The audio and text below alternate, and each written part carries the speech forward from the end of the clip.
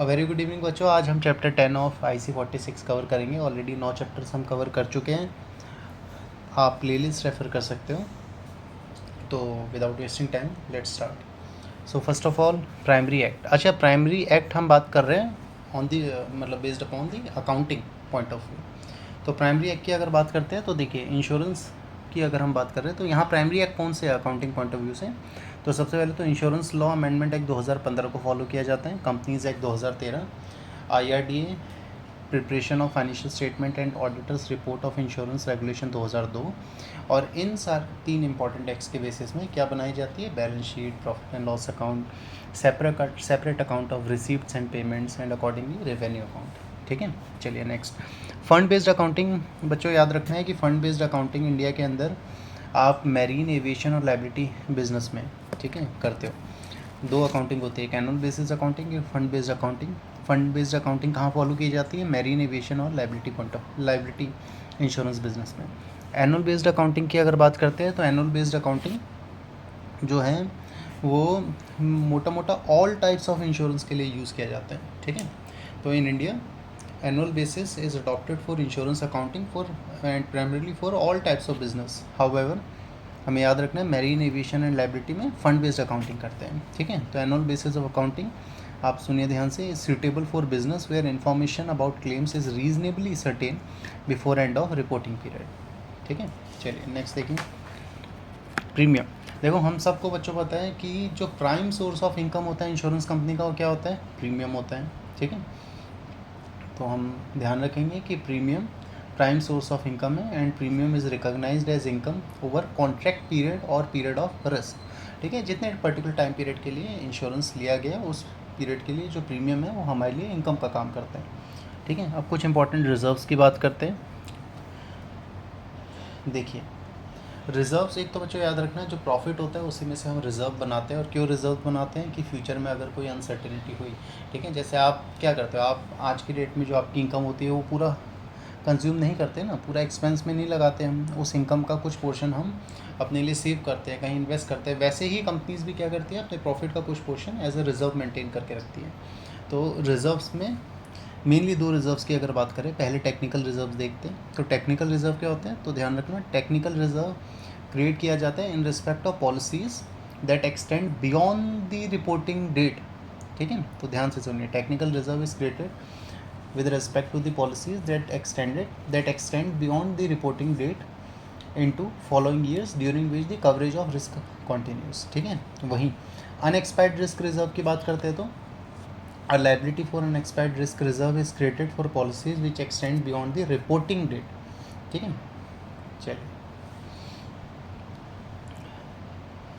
अब unexpired risk reserve ध्यान रखना, सेक्शन 64(5)(1)(2)(b के अकॉर्डिंगली ऑफ इंश्योरेंस एक्ट 1938 के अकॉर्डिंगली हम मेंटेन करते हैं। अब देखो, यहीं पर कुछ इंपॉर्टेंट पॉइंट भी है हमारा कि जो अनएक्सपायर्ड रिस्क का प्रोविज़न है वो कितना है। तो फायर इंश्योरेंस के लिए ध्यान रखना 50% है और मैरीन के लिए 100% है। ठीक है, फायर के लिए 50, मैरीन के लिए 100। अब देखिए नेक्स्ट, इंकर्ड क्लेम क्या है बच्चों। देखो, इंकर्ड क्लेम क्या है। अब देखो, इंश्योरेंस कंपनीज़ के लिए क्लेम क्या है, क्लेम इंश्योरेंस कंपनी के लिए उनकी तरफ से जो कस्टमर को जा रहा है पैसा वो है। ठीक है, प्रीमियम हमें इंश्योर्ड की तरफ से मिल रहा है और क्लेम हमारे एंड से कोई भी अगर इवेंट जो हमारा इंश्योर्ड इवेंट है अगर वो होता है, उसकी वजह से जो इंश्योर्ड को लॉस हुआ है, तो उसके अकॉर्डिंगली इंश्योरेंस कंपनी क्या करेगी, उसको कंपनसेट करेगी as per the policy TNC, policy terms and condition. ठीक है, तो क्लेम एक्सपेंसेस हम क्या कह सकते हैं कि claim expenses means incurred claim and a claim is incurred when event give rise to a claim occurred. ठीक है, और वो जो इवेंट है वो इंश्योरेंस की पॉलिसी TNC के अकॉर्डिंगली अगर होगा तब। ठीक है, ध्यान रखना बच्चों कि क्लेम एक्सपेंसेस जो होते हैं these are generally amount to more than 70% of premium income. ठीक है, इंकर्ड क्लेम हो गया। एक्विजिशन कॉस्ट क्या होता है बच्चों। अब एक्विजिशन कॉस्ट देखो, एक्विजिशन का मतलब होता है कुछ भी एक्वायर करना। ठीक है, तो अगर कोई भी इंश्योरेंस कंपनी किसी पर्टिकुलर बिजनेस को प्रोक्योर करने के लिए कुछ खर्चा कर रही है तो उसको हम बोलेंगे एक्विजिशन कॉस्ट, ठीक है। Cost incurred for procurement of any particular business, उसको हम बोलेंगे एक्विजिशन कॉस्ट, ठीक है। नेक्स्ट देखिए IBNR। तो IBNR क्या होता है, फुल फॉर्म ध्यान रखना हमेशा। IBNR होता है आपका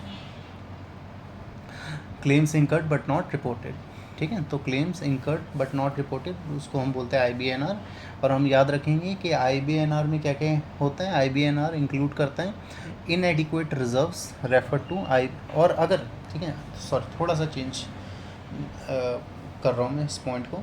IBNR की फुल फॉर्म हमने क्या सुनी, claims incurred but not reported, ठीक है। क्लेम्स इंकर हुए बट तब तक रिपोर्ट नहीं हुए, ठीक है। एज द नेम सच समझना आसान है कि क्लेम इंकर हो चुके हैं बट अब तक रिपोर्ट नहीं हुए हैं हमारे पास। और इसी claims incurred but not reported that is IBNR में अगर हम इनएडिक्वेट रिजर्व्स डाल दे तब ये बन जाता है IBNER, ठीक है। तभी क्या बन जाएगा, IBNER। तो और IBNER की फुल फॉर्म क्या होगी, ये होगी claims incurred but not enough reported, ठीक है। So IBNR is claims incurred but not reported, whereas IBNER क्या होता है, अगर IBNR में हम इनएडिक्वेट रिजर्व्स को इंक्लूड कर दें तब बनता है IBNER, और IBNER is claims incurred but not enough reported, okay. Next point क्या है बच्चों, नेक्स्ट पॉइंट है डिस्काउंटिंग। तो डिस्काउंटिंग क्या होता है, तो डिस्काउंटिंग का मतलब है, डिस्काउंटिंग हम कह सकते हैं एक accounting practice which places a present day value on a claim outstanding provision, ठीक है। एक अकाउंटिंग प्रैक्टिस है डिस्काउंटिंग, जहाँ पर हम क्या करते हैं, प्रेजेंट डे वैल्यू को प्लेस करते हैं क्लेम आउटस्टैंडिंग प्रोविजन पे। नेक्स्ट क्या है, री इंश्योरेंस। री इंश्योरेंस बच्चों हमें पता है री इंश्योरेंस में क्या करते हैं, कोई भी इंश्योरेंस कंपनी किसी फ्यूचर अनफोर्सीन इवेंट की वजह से, अगर इंश्योरेंस कंपनी को लगता है कि मुझे बहुत हैवी लॉस हो सकता है किसी पर्टिकुलर इंश्योरेंस को अंडरटेक करने के बाद, तो इंश्योरेंस कंपनी क्या करती है, अपने आप को इंश्योर करने के लिए किसी री इंश्योरेंस के साथ टाइप करेगी, ठीक है। तो री इंश्योरेंस फिर उससे होगा क्या, कि अगर एग्जांपल इंश्योरेंस कंपनी, बहुत सिंपल एग्जांपल दे रहा हूँ कि किसी पर्टिकुलर इंश्योरेंस कंपनी ने 100 करोड़ का इंश्योरेंस करा है। अब उस 100 करोड़ का जो इंश्योरेंस किया उसके ऊपर वो फर्दर अपने आप को इंश्योर करवाना चाहती है 40 करोड़ तक के लिए, क्योंकि 60 करोड़ इंश्योरेंस कंपनी खुद रिटेन कर सकती है, ठीक है, वो उसकी रिटेंशन लिमिट है। तो 40 करोड़ इंश्योरेंस कंपनी ने क्या किया, किसी री इंश्योरेंस कंपनी के साथ टाइप कर लिया कि अगर कल को कोई क्लेम आता है मेरे पास 100 करोड़ का, तो 60 करोड़ तो मैं बियर करूँगी, 40 crore you have to bear, ठीक है। फिर 40 करोड़ कौन देगा, री इंश्योरेंस कंपनी देगा। इसकी वजह से बर्डन इंश्योरेंस कंपनी के ऊपर कितना रह जाएगा, सिर्फ 60 करोड़ का, दैट इज़ उसके रिटेंशन लिमिट का, ठीक है। तो री इंश्योरेंस ध्यान से सुनिए, ये क्या है, it is an agreement where one party called reinsurer in consideration of a premium agrees to indemnify मतलब होता है किसी का भी लॉस को कॉम्पनसेट करना, agrees to indemnify another party, जिसको हम बोलते हैं सीडेंट, री इंश्योर्ड सीडेंट बोलते हैं या री इंश्योर्ड बोलते हैं, against an agreed part of liability in the event of claim, ठीक है। यहाँ पर मैं रिपीट कर रहा हूँ, हिंदी में बता रहा हूँ आपको कि जहाँ री इंश्योरेंस एक एग्रीमेंट है जिसमें री इंश्योरर, ठीक है, मतलब एक पार्टी री इंश्योरर प्रीमियम के बदले में, प्रीमियम रिसीव करने के अगेंस्ट में क्या करेगी, इंडेमनीफाई करेगी किसी और पार्टी को। वो कौन सी पार्टी है, रेसिडेंट या री इंश्योर्ड, ठीक है, अगेंस्ट दी लाइबिलिटी, ठीक है, जो ऑलरेडी एग्री हो चुकी है। अब को इंश्योरेंस क्या होता है बच्चों, ठीक है, दोनों देखो मिलता जुलता ही लग रहा है, reinsurance and coinsurance, but both are different. तो को इंश्योरेंस क्या है, it is an agreement where 2 और more insurers enters into a single contract with insured to cover a risk in agreed position of specified premium, ठीक है। यहाँ पर 2 या 2 से ज़्यादा जो इंश्योरर्स है वो एंटर करते हैं एक सिंगल कॉन्ट्रैक्ट में, ठीक है। सिंपल, बहुत ही ईजी सा एग्जांपल दे रहा हूँ, यहीं पर ही 100 करोड़ की पॉलिसी है, ठीक है, 50-50 करोड़ दो इंश्योरेंस कंपनीज़ ने कॉन्ट्रैक्ट में साइन कर लिया कि 50 करोड़ मैं पे करूँगा, 50 करोड़ आप करोगे, ठीक है। तो यहाँ पर को इंश्योरेंस में क्या होता है, री इंश्योरेंस में जहाँ एक इंश्योरेंस कंपनी का कॉन्ट्रैक्ट किसी री इंश्योरेंस कंपनी के साथ होता है, यहीं को इंश्योरेंस में 2 इंश्योरेंस कंपनीज़ की इन्वॉल्वमेंट होती है एक सिंगल कॉन्ट्रैक्ट में, ठीक है। चलिए नेक्स्ट पढ़िए, नेक्स्ट क्या है बच्चों, नेक्स्ट है अपॉइंटेड एक्चुअरी। अभी अपॉइंटेड एक्चुअरी क्या है यहाँ पे, तो ध्यान रखना, एट दी किसी भी फाइनेंशियल ईयर के एंड में जो एक्चुरियल वैल्यूएशन होती है क्लेम्स लाइबिलिटी की, वो किसके द्वारा की जाती है, अपॉइंटेड एक्चुअरी के द्वारा, ठीक है। At the end of financial year the actuarial valuation of claims liability of insurer is made by appointed actuary, ठीक है। नेक्स्ट देखिए, नेक्स्ट लिखा हुआ है मैंने स्टैट्यूटरी ऑडिटर। अब स्टैट्यूटरी ऑडिटर का भी बहुत इंपॉर्टेंट रोल है।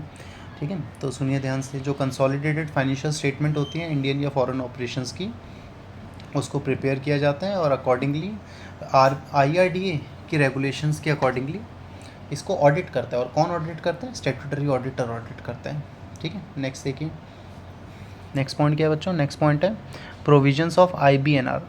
अब जो incurred claims incurred but not reported and claims incurred but not enough reported, मतलब जो IBNR है एंड IBNER है, उसके प्रोविजंस किसकी एडवाइस पे बनाए जाते हैं? हमने ध्यान रखना है, एक्चुअरी की एडवाइस पे बनाए जाते हैं। ठीक है, वहीं बच्चों अगर कोई गवर्नमेंट इंश्योरेंस कंपनी है तो वहाँ पर हम सबको पता है कि अकाउंट्स को ऑडिट कौन करेगा? अकाउंट्स को ऑडिट करेगा गवर्नमेंट इंश्योरेंस कंपनी के केस में CAG, ठीक है, controller and auditor general of India. ठीक है, तो आज हमने 16 पॉइंट्स कवर किए चैप्टर 10 के। बाकी जो रेस्ट चैप्टर है we will cover in future videos. चलिए, गुड नाइट बच्चों।